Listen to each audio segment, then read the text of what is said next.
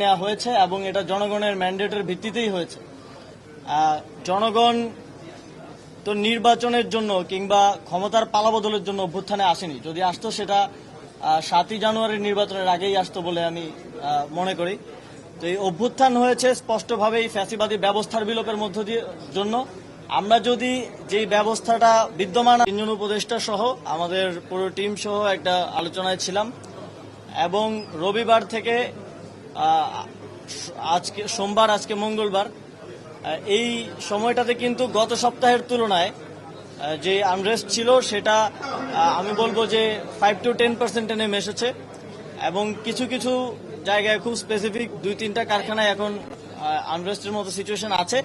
সেটাও আমরা মনে করি দ্রুতই প্রশমন হবে এবং আমরা যেই কমিটি করে দিয়েছি, যেই পর্যবেক্ষণ সেল করা হয়েছে, সেখানে শ্রমিকরা অভিযোগ জানাচ্ছেন এবং তারা আস্থা রেখেছেন